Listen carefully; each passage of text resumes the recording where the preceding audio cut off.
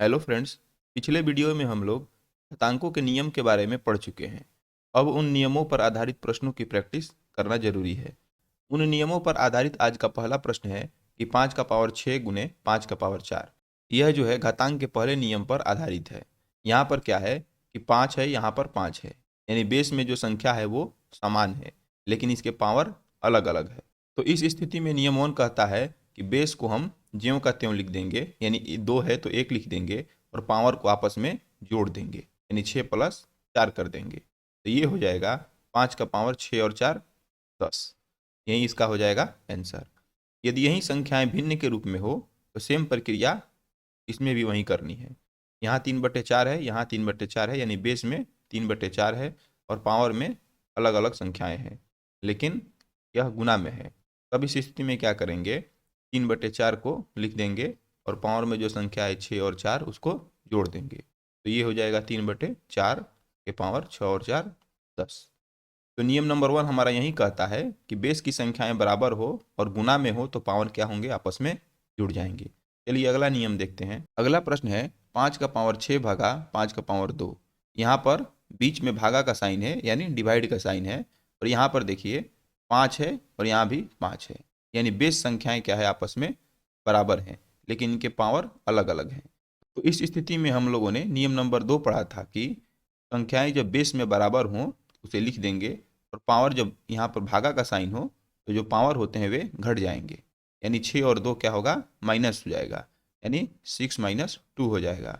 और ये हो जाएगा 5 का पावर 6 - 2, यानी 5 का पावर 4। 6 में से 2 घटेगा तो 4, और यही हमारा आंसर हो जाएगा। यदि ये संख्या इस तरह से न देकर भिन्न के रूप में हो तब उसे हम कैसे हल करेंगे। सेम उसी तरीका से इसको भी हल करना है।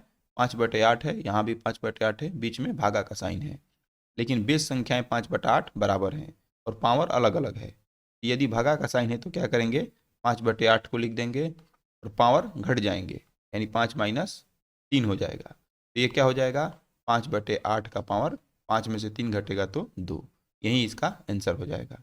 अगला प्रश्न देखते हैं। अगला प्रश्न है 5 के पावर 4 गुना 4 के पावर 4। इस प्रश्न में क्या है कि बेस संख्या जो 5 है और यहाँ 4 है ये अलग अलग हैं, लेकिन इनके पावर क्या है, बराबर हैं। तो इस स्थिति में घातांक का तीसरा नियम यहाँ पर लागू होगा।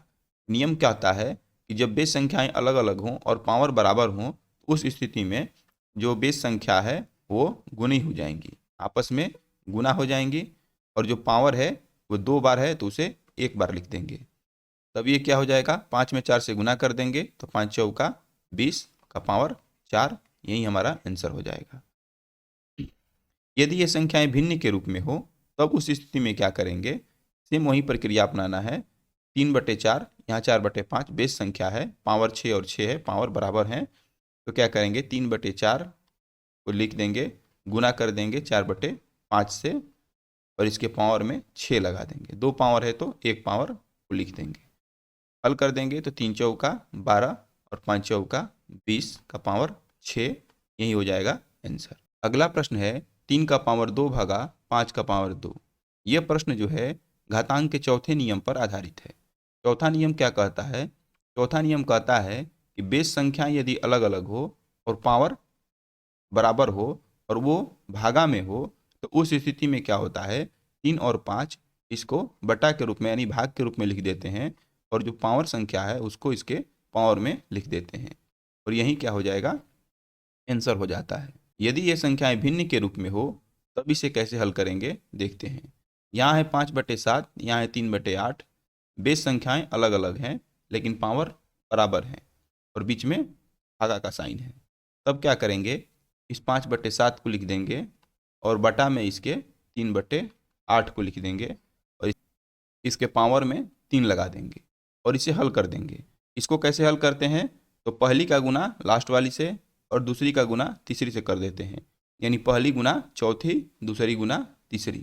तो 5 में 8 से गुना तो हो जाएगा 40, और 7 में 3 से गुना तो 21, और इसके पावर में 3।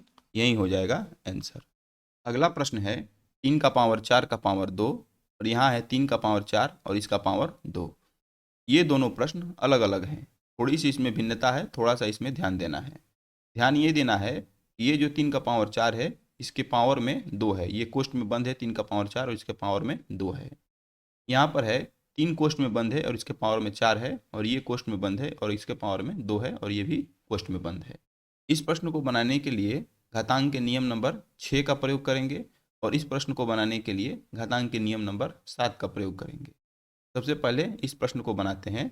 ये प्रश्न है 3 का पावर 4 और इसके पूरे के पावर में 2 है। तो नियम नंबर 6 कहता है कि जब इस तरह के संख्याएं हो, पावर क्या होते हैं, आपस में गुना हो जाते हैं। यानी 3 ज्यों का त्यों रहेगा और इसके पावर जो है गुना हो जाएंगे, यानी 4 गुना 2 हो जाएगा। तो ये हो जाएगा 3, 4 दूनी 8, 3 के पावर में 8 हो जाएगा। ये प्रश्न है, ये नियम नंबर 7 पर आधारित है। नियम नंबर 7 कहता है कि जब इस तरह के प्रश्न हो तो हम पावर को ऊपर से हल करते हैं। कैसे इसको हल करेंगे? 3 को ज्यों का त्यों लिख देंगे और ये 4 का स्क्वायर कर देंगे। 4 में 2 से गुना नहीं करेंगे बल्कि 4 का स्क्वायर करेंगे, तो 4 का स्क्वायर हो जाएगा 16। तो यही क्या हो जाएगा, आंसर हो जाएगा। दोनों में थोड़ी सी भिन्नता है।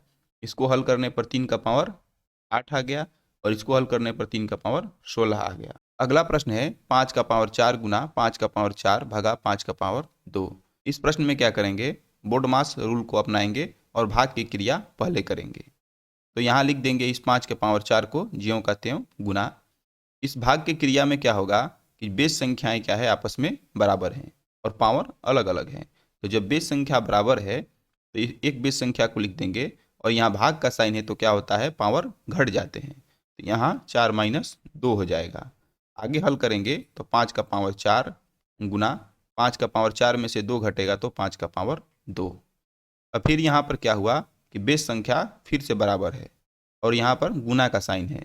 तब क्या करेंगे, जब गुना का साइन रहता है और बेस संख्या बराबर रहता है तो पावर क्या होते हैं, आपस में जुड़ जाते हैं। तो यहाँ पर लिख देंगे 5 और पावर को जोड़ देंगे 4 और 2 6, यही हो जाएगा आंसर। ये प्रश्न को देखते हैं। ये प्रश्न है 5 का पावर 6 गुना 10 का पावर 2 भागा 2 का पावर 2। तो सबसे पहले 5 के पावर 6 को लिख देंगे, गुना का साइन है, गुना का साइन लिख देंगे। 10 का पावर 2 भागा 2 का पावर 2। यहाँ पर बेस संख्या जो है अलग अलग है। यहाँ पर बेस संख्या 1 था और पावर अलग अलग थे। यहाँ पर बेस संख्या अलग अलग है और पावर सेम है। तब क्या करेंगे, यहाँ पर तो 10 को लिख देंगे 10, भागा का साइन है तो बट्टा का साइन दे देंगे, बटे 2 कर देंगे और पावर में इसके 2 लिख देंगे। 2 पावर में से 1 पावर लिख देंगे। अब इसको हल करेंगे तो 5 का पावर 6 गुना 2 से 10 कट जाएगा 5 बार में, हो जाएगा 5 के पावर 2। अब इसको आगे हल करेंगे तो अब ये बेस संख्याएं बराबर हो गई। तो जब बेस संख्या बराबर हो गई तो लिख देंगे 5 और पावर क्या हो जाएंगे, ये गुना में है तो पावर क्या हो जाएंगे, आपस में जुड़ जाएंगे। 6 और 2 हो जाएगा 8, यही क्या हो जाएगा, इसका आंसर हो जाएगा।